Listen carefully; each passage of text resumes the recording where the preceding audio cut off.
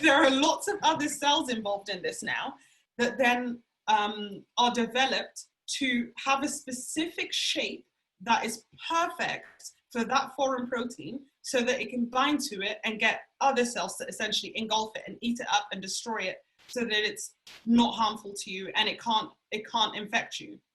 So when the real COVID-19 affects you, exactly the same thing happens. The cell, these cells that are responsible for double checking, sees the protein that's attached to COVID-19, binds to it and says, hold up, you were not born with this protein. And that's how we end up recovering from something like COVID-19, because our body builds the cells to destroy everything that has that damn protein that doesn't belong to our bodies, right? Yes.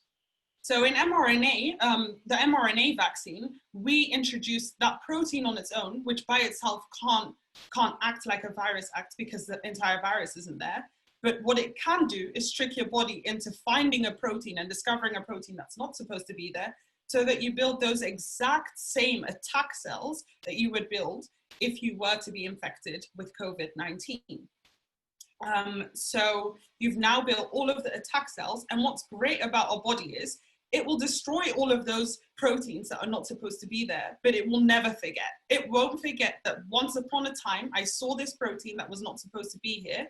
And so what happens is, if you ever become infected with that same protein again, this time, this protein present with the entire virus in COVID-19, your body already has all of its killer cells ready to fight. And so there isn't a delay between when you encounter COVID-19 and when your body is ready to fight, because it's already got all the cells ready. It's that delay that allows people to become sick. So when your body has to make all of these killer cells, the virus has time to duplicate and duplicate. At the start, we already saw how quickly this can become out of hand, right? So without that delay, it means that your body can destroy any COVID-19 that enters your body before it gets bad. And that's why vaccines are such a great idea. Essentially, they're exposing you to either a protein in this case, and the mRNA vaccine is new because normally what we do is we kind of inject you with a dead form of the virus so that the virus isn't active and can't harm you, but it still carries all its proteins to let your body just get used to all of the proteins that are involved. This time we just said, let's just cut straight to the chase. What's the most important protein that your body will recognize anyway? Let's just take that one on its own instead of giving you the entire virus. Let's just take the one protein because your body is going to react in the same way and give you the same protection. And so it's a pretty neat technology. And that sounds like biomedical engineering, right? Exactly. Right. That's how GMOs are created. Yeah. So it's like it's just the concept of looking at genetic information and instructions within genetic information and kind of manipulating that concept. And like, I'm sure biomedical engineering has been around such a long time, but it could be so foreign. But it was a cool analogy. Barack Obama, he said that walk from the corner to another corner, and you're gonna pretty much walk over 50 things that the government does, right? There's so many things that affect us that we just don't know. Mm-hmm. And because we don't have the education to fill in that gap, we fall victim to misinformation. Mm-hmm. So then could you talk about the worry that why was it made so fast? How was it able to be created so fast? Could you maybe just talk about that? Because this is like, they didn't find the cure for cancer. They didn't find the cure for all of this. So how did they get it for the vaccine? There's got to be something in it. And this is a concern that I think is completely valid. And I myself came to a point where I thought, hold on, every time they've spoken about creating a vaccine, it's taken years and years. Like, how have we done this so quick? Are we sure that it's safe? And so I myself had to do a lot of investigating, a lot of questioning, a lot of reading to find out the answer for myself. And what I came to learn was that ordinarily, when we create vaccines for things that are problematic, but not so problematic, right? And so this world is unfortunately driven by the economy. Sometimes I think people, when they think about government, they just think like the government should do it. The government needs money from somewhere. You can't just print money, otherwise you get hyperinflation, and we're back to what happened in Germany many, many years ago, right? Like, people's work, people's time costs money. Someone at the end of the chain is paying for this. And so in the past, it's always been a balance of sourcing the funds and the urge and how necessary it is to source the funds versus the size of the problem, right? Because there's a finite budget. If you have £1 million and it's going to cost 900,000 to sort this one problem out, where are you going to get the other 500,000 from to sort another problem out? That might be education or something like that. Right. So there's always been a budgeting issue. And so in the past, what's happened is that there essentially haven't been the funds available to just keep paying people, the people who are in the background doing the research, the people who are in the background trying to find the genetic code, the people in the background who are trying to isolate the COVID-19 virus, and so on and so forth. In the past, it's been a case of the companies go out and ask people for money, you know, like even things like GoFundMe pages, no one is donating. And until they hit their target, they can't move on and pay the people. And so a lot of the time delay in the past has actually been stagnations in progress because they're waiting for more funding. And once they get it, then they can do the next bit. And once they get it, then you can do the next bit. You know, like I think it's useful to remember that at the end of the day, it's people, like it could have been myself, that just my day job is to go to a lab and work out genetic coding of things. And if I don't get paid, I'm not going to work, you know? And it's the people like that that are the ones that are in the lab every day working out the genetic code. It's not people who decide like, oh, out of the good of my heart, I'm just gonna work for free. People have kids, people have mortgages that they need to pay, you know? Right. And so until the funds are available to pay those people, they can't make progress. So in the past, it's taken a really long time because of funding issues. This time, it was kind of a world catastrophe. And I think every single person and their mother realized that this is a worthwhile cause to donate to. Right. So that's why you have people like Bill Gates putting money into it, because it's like, this is not a joke. We need to sort this out as quick as possible. And if Shirley's going to refuse to go to the lab without money, then I will give her the money. I will personally give her the money. So there are lots of billionaires and millionaires that are feeling this way. And so this time around, we kind of had unlimited resources in terms of finances. And so people like Shirley were getting paid consistently, and I was able to go to work every day if I was the person in the lab. And so in terms of the steps that were taken to create the vaccine, there were no shortcuts taken. We didn't do the reading of the genetic material any quicker than we would normally do it. We didn't do the isolation process any quicker than we would normally do it. It was just that the people who are behind it were able to work consistently because they were getting paid consistently. Right. And so it was the lack of delay that allowed this to be a quick process rather than taking shortcuts and jumping steps. Again, I'm going to edit this out. So you're doing a phenomenal job of just breaking it down. Like you're doing a great job. How much time do you have? It's like today, I don't have anything going on after this, apart from like uploading a video, but I can do that whenever. Okay, cool. Do you want to you want to get some water or anything, or you want to keep? I've got like water here, so but yeah. Cool, perfect. Thank you so much. Yeah, absolutely. So could you maybe talk about? So one thing I really loved about the conversation is that the doctor was saying that from the SARS outbreak that happened in the Middle East, the SARS, he had like a different name for it. But SARS, yeah, I think that's what it is. COVID-2, I think he was. We were able to use a lot of that research to add to what we have now. Is that correct? Yeah, so as I kind of said in my explanation for vaccines, viruses kind of all do the same thing when it comes to entering cells and replicating. And so using our knowledge of what viruses do, we don't have to kind of go back to basics and think like, what's this virus doing? We already know that. And the more similar viruses are, the more we know where to look. Because unfortunately, when it comes to, say, genetic material, if we even look at our own DNA is really, really, really, really long in code, right? But not every single letter is important in there. There are huge chunks of our DNA that is just nonsense that doesn't do anything useful for us.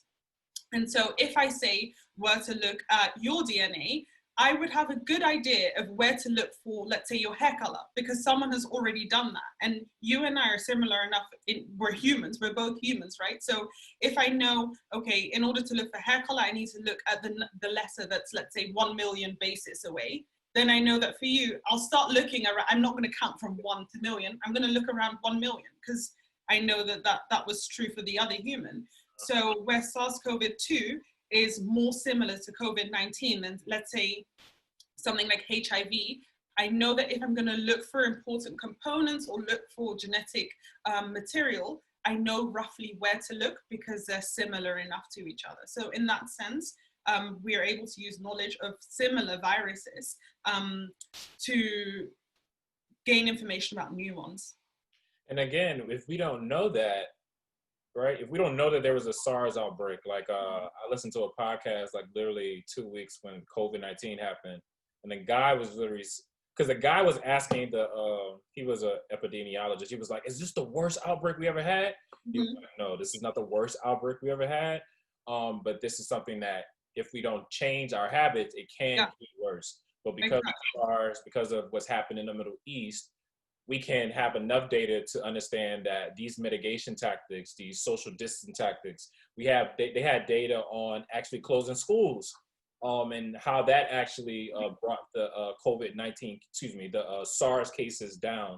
And so they were able to use that data to kind of make some of the executive decisions they needed to make. So I have a couple questions. Again, I don't want to take up too much of your time. It's fine, honestly. All right, cool. So I'm going to take this one and put it kind of out front, put it in the front of the vaccine conversation. So I want you to maybe talk about what is COVID-19 and why were the lockdowns necessary? So kind of maybe just talk about like the education of the lockdowns. So just talk about, like, it's not about, I mean, obviously it's about saving lives, but it's also about making sure we are saving lives with the resources. Because a lot of people don't understand that if we don't have beds, we have to do a lot of immoral things, right? We don't have enough places to put people. Yeah. We have to do a lot of things that we should do as Americans. And I think that concept wasn't really taught well during the lockdowns. And a lot of people are like, oh, I got to sit down for 8 weeks, you know? So maybe talk about like, what is COVID-19 and kind of, not say cop a plea for the politicians on their reasons for doing the lockdowns, but just talk about the purpose of a lockdown and what it does. And then before you answer that, the last question I'm going to ask you is just really, again, what can a regular person do to kind of educate themselves on the virus and the vaccine? And so, but forget that. What is COVID-19 and why were the lockdowns inputted? Yeah. So COVID-19 essentially is a virus, right? And we've spoken a lot about already, like what viruses kind of are, what they do. They're just pre-programmed cells that invade us and infect us, right? And COVID-19 is definitely an example of this. It's transmitted through coughs most of the time and in water droplets. So every time someone coughs or every time someone talks, those water droplets might contain samples of the virus, and then you're able to kind of inhale it or get it on your fingers and, you know, touch any entry route. So that could be your nose, it can even be your eyes, it could be your genitals, anything that is an entry route into your body has the potential to kind of allow viruses to enter from the outside of your skin into what's underneath your skin. So that's kind of like a very, very, very like distant overview of what COVID-19 is. And when it comes to things like COVID-19 and any other viruses, it shouldn't be like, I hear a lot of people say things like, this must have been created in a lab. Like, how can something just infect so many people all of a sudden? And it's like, viruses only job is to infect as many people as they can, as quickly as they can. It's what they are pre-programmed to do. And in a world of constant mutations, it's very, very, it's not unsurprising that something new will arise, and this will not be the last pandemic. This won't be the last pandemic whatsoever, that something new arises, a virus that we don't already have vaccines for, so that, you know, because if we had a vaccine for COVID-19 already, if someone coughed, if one person got infected and coughed on everyone else in the world, they just simply wouldn't get sick, right? But as soon as a virus comes about that kind of has a playground because no one is immune to it, it will spread rapidly. And that's exactly what's happened here. So it's not something unnatural.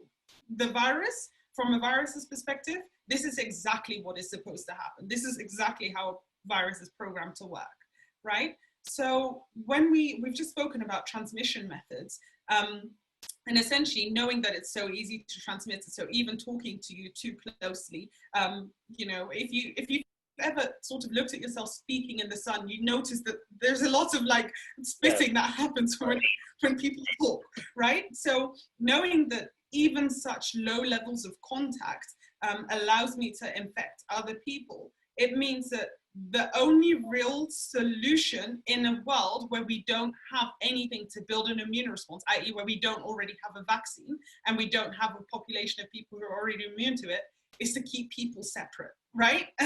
And I had a conversation with my friends about this, and I said to them, you know, if we could just get everyone to stay exactly where they are and not move a muscle, we would collectively get rid of this in a matter of weeks. But it's not possible to keep the world at a standstill. Like, there have to be doctors who go to work. Like, it's not possible to literally get everyone to freeze, right?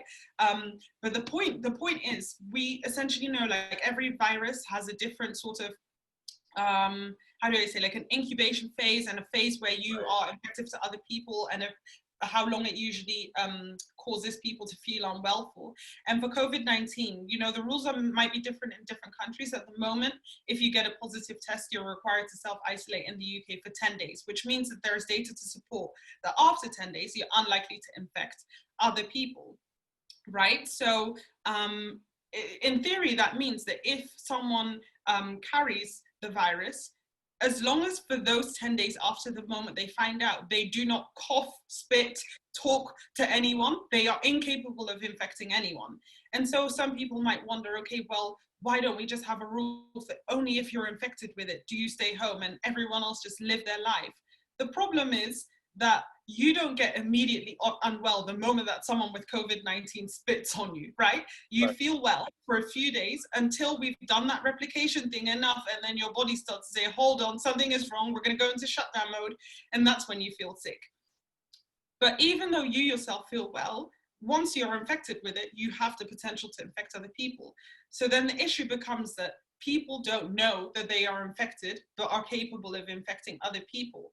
And so we can't just have a rule to say that only the people who know for certain that they have COVID-19 stay home and everyone else goes out, because there's a potential for a bunch of those people to have COVID-19 and they're just moments before the moment where they're going to find out, right? So then the strategy has to become that we all keep distant from each other. So we keep socially distant and have moments where we just don't do things where we know we're going to make lots of contact. Like going to a bar, you say, oh, hi to one person, you bump into someone in the toilet, you get a drink off the bartender who like just touched the cup that he's giving you. So many opportunities for someone to infect you. We just simply can't carry those activities on because it's way too many people who don't know that they're sick that are able to pass the virus on. Apart from this, some people are asymptomatic. You know, if you think about what would make you think of going to test yourself for COVID-19, it's when you start thinking like, hold on, I can't smell anything, I can't taste anything. Right. I'm getting fevers, I'm getting aches, and that would prompt you to test. If you're someone who happens to not get those symptoms because maybe you have a really good immune system that gets rid of it quicker than an average person, or you simply happen to be someone who doesn't get adversely reacted by this virus in particular, then you will go on for the entirety of the 10 days infecting other people. And so this is why we kind of get that rapid spread, because there's a phase that you'll feel well, but you're infected, but you have the potential to infect other people. And then there are lots of people who also might be asymptomatic. So unfortunately, unless there was a way for us to tell the instant moment someone became infected that they had an infection, if we knew that, then yes, we could definitely approach this in a way where those people lock themselves up and everyone else go out. Until we have a technology like that, which there's no way we'll ever have an instantaneous way of telling. Until that point, then unfortunately, it's like we have to be over careful and lock everyone up. And yes, that means that some of those people are going to be healthy people who would have never infected anyone. Yes, some of those people would have been people who have already been infected before and therefore probably won't get infected again. But if we aren't over careful, then we will just get the rapid spread that we've been seeing. So that's kind of what I meant by, if we were to all just freeze right now in this moment, then there would be a proportion of the population who are sick right now, who after 10 days, hopefully will no longer be able to transmit the disease, and they will recover. They might then pass it on. Let's say someone is on their 9th day, they might then pass it on to their mother, and their mother is on their 1st day, or whatever, and then 10 days after that, she'll be fine. But then at some point, everyone would have either like gotten over their sickness or passed it on to the people who they live with, and they would have gotten over their sickness. But then let's say in 2 months from the point that everyone freezes, everyone would have overcome the period where they infect other people. And so if we were to freeze in theory for 2 months or so, then we would be done, but we can't. The economy would shut down, the healthcare system would shut down, education system would shut down, and people just don't listen. So yeah, it's a challenge, unrealistic approach, but in theory, if we think about the fact that in theory, if everyone were to freeze, we'd sort the problem out like this. It helps you to understand that getting us close to that theory would also help us get back to normal. So that's why lockdowns are necessary. We need to stay away from each other so we can't infect each other. It's that simple. And we were doing that because it's so divided here in the United States. Only like Democratic states were like going down in like July, and then red states were like going up. And then once everything just started opening, we just kind of like let it loose, and it got too out of control, and it now it's a shit show. I have 2 more questions about. Yeah, of course. Last question is going to be about the new variant, and can the vaccine, help with that? And then I want you to talk about Black people and vaccines and their superstitions, their real concerns, and how should they use this interview to help them? Okay. First question. So first of all, how you like the questions so far? Yeah, I think they're really good and interesting and thought-provoking for me as well. So yeah, you're doing an amazing job. You're doing thank you. So please, you got to give me a second interview. But anyways, so go ahead. What is this new variant? Give us like a little brief description of it, and should we be worried about it? Can the vaccine help it? Okay, so this new variant, this is one conversation I love having with people because it's really interesting to address this new variant. So viruses mutate all the time, and I think, if you don't know what a mutation is, then this mutate word sounds really scary. But essentially what this means is, if we look at genetic coding, again, for us it's DNA, for some viruses including COVID-19 it's mRNA, that a letter can sometimes, when it copies itself, so if you think that there are millions of letters, say, and there is a machine responsible for saying A, make another A, T, make another T, C, make another C, U, make another U, that it needs to get that right 1,000,000 times, right? When every single time it copies. Unfortunately, or fortunately for the virus, which I'll come to, the machine sometimes gets it wrong and will say A, T, T, U, U, and we'll get to the 1,000,000th one or something, and then we'll say G, and then accidentally write C. And that's a mutation, a change in the code. Anywhere along the code, any change is considered a mutation. Yeah. So we know that mRNA is responsible for making proteins, and we know that the protein that is made depends on what the code says. So let's say the code says ATTTT makes protein, a protein called Sarah, right? Right. Now there's been a mistake. It no longer says ATTTT. It now says ATTTC.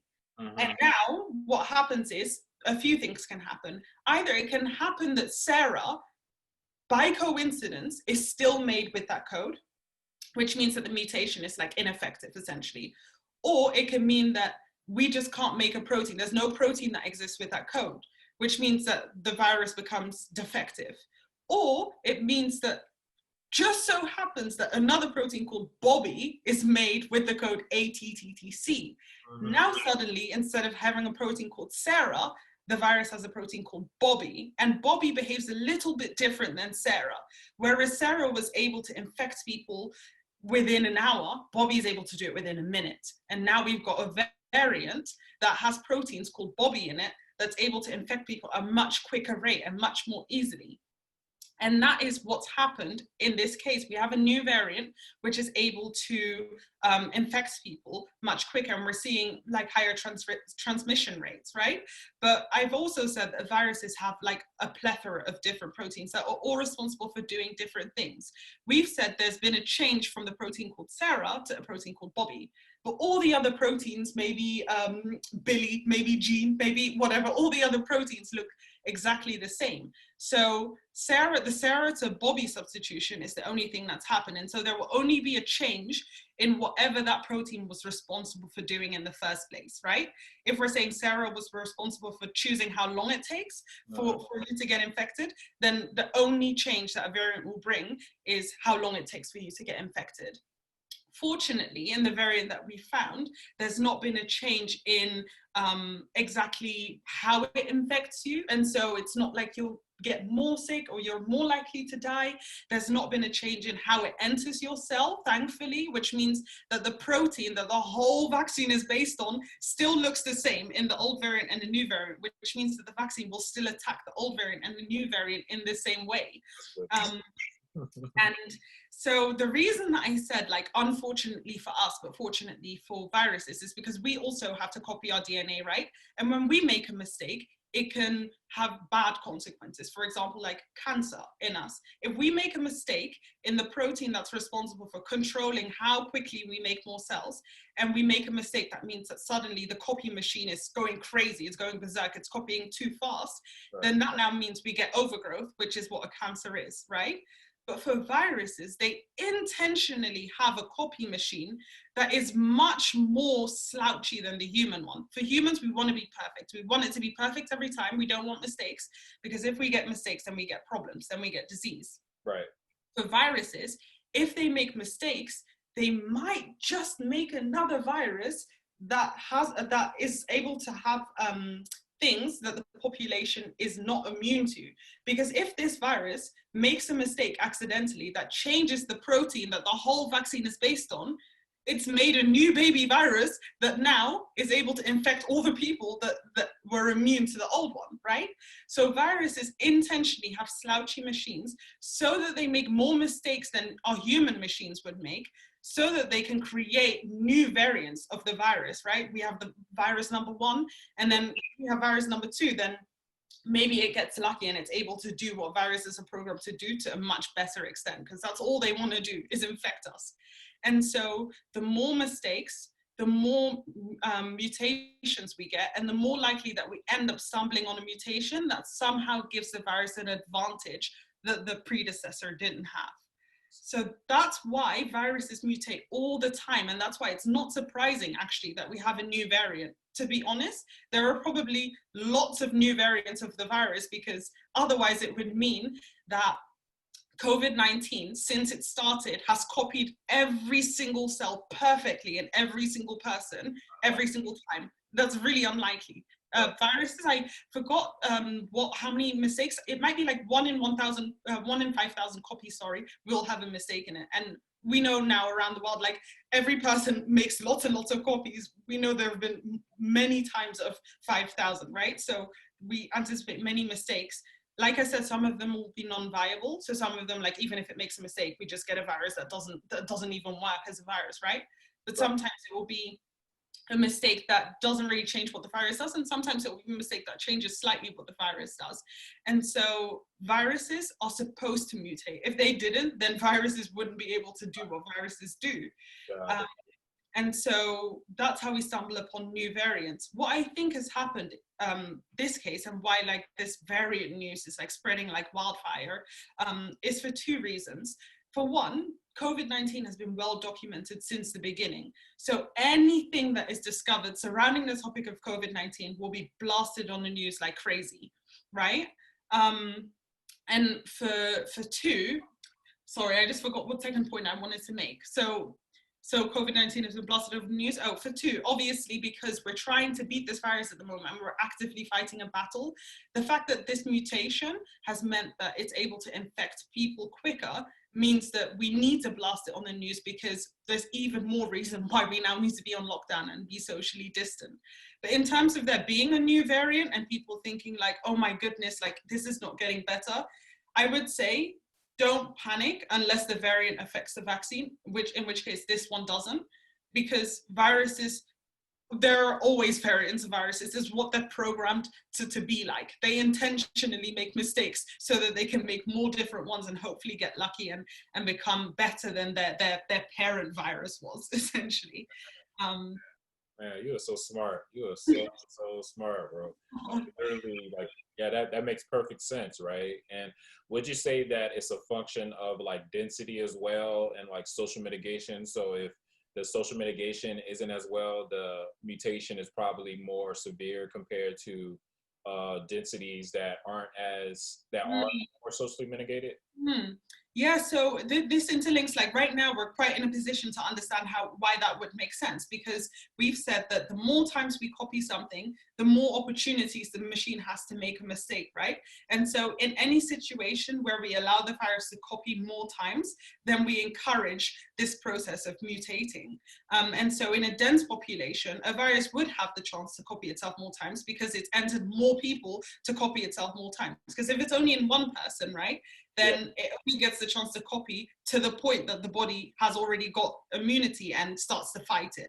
And then it can't copy anymore because it's being destroyed.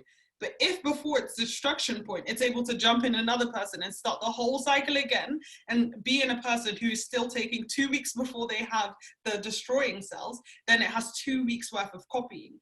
And so you can imagine in a dense population, it's able to jump from person to person and get a new 2 weeks, a new 2 weeks, a new 2 weeks. Whereas in a population where people are very much spread out, there are fewer opportunities to transmit, and so fewer opportunities to copy itself so many times, and so fewer opportunities to make mistakes and mutate. Why should people of color get the vaccine? And could you also talk about the person who created the vaccine in her story? Okay, so why should people of color get the vaccine? I almost feel like, why should any human gain immunity against a disease that's trying to infect us, right? So I think, like, in terms of what are the pros of the vaccine, it protects yourself. So if you ever get infected, you don't know if you're going to be the type of person who is going to die from something like COVID-19. Getting the vaccine means that your body is ready to fight before it will ever get to a point that you're going to die. Because essentially, for some people, if the body can't fight quick enough, then the virus has an opportunity to reap havoc to a point where your body starts to shut down and potentially becomes fatal. So let me cut you off real quick. So I'll say,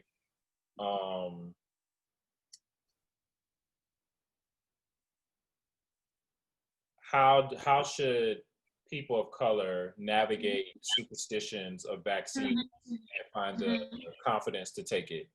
Obviously, and how can they use this interview to do that?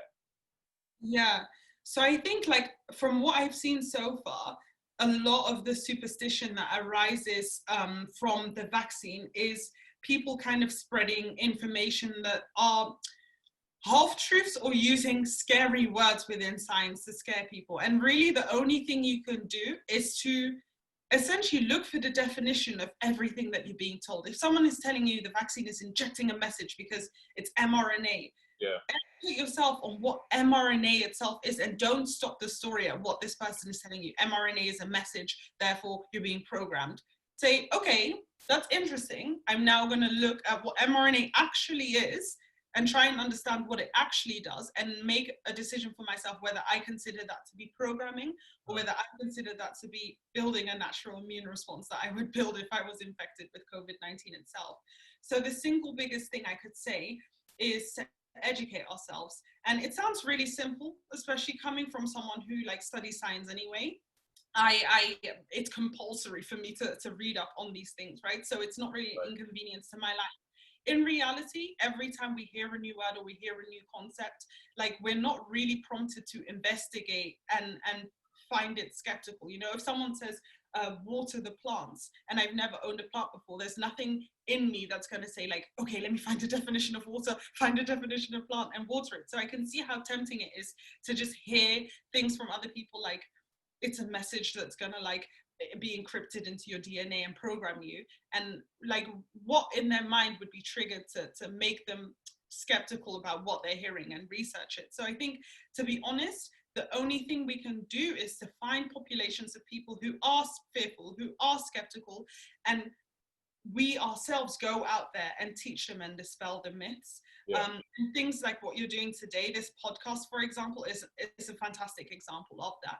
So it's really tricky. It's really tricky because if you yourself aren't someone who happens to be in a position to study it anyway, then unfortunately, nothing in you would be triggered to not believe what other people might be saying. So yeah, I just think it's really important that people have two voices in their ear. You know, they have the voices of the skeptics who are kind of scaremongering, but then they also have the voices of people who offer the explanation of what's going on.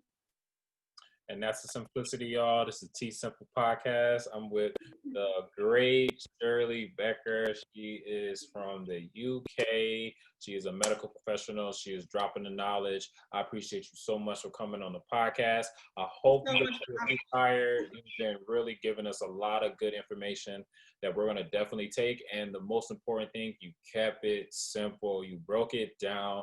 And your teacher, I believe his name is Mr. Cassidy, he will be very proud of you. So shout out to your amazing teacher and shout out to you. I appreciate it. Thank you, everybody. Any last thing you want to say? I hope everyone just enjoyed the podcast. And honestly, if anyone was able to learn anything from this, that's kind of the aim. That's my dream. So I just want to say thank you again for inviting me and allowing me to speak on this platform. And where can they find you? And what's some cool things you got going on? So I think the most useful thing that people can find at the moment, if anyone is interested in OBGYN related matters, then to find me on YouTube, Shirley Becker, and I'm creating videos to address those things at the moment. So if that's what you're interested in, then definitely have a look at those videos. Oh my God, that's amazing. Thank you so much. All righty then. Thank you so much, guys. I appreciate it.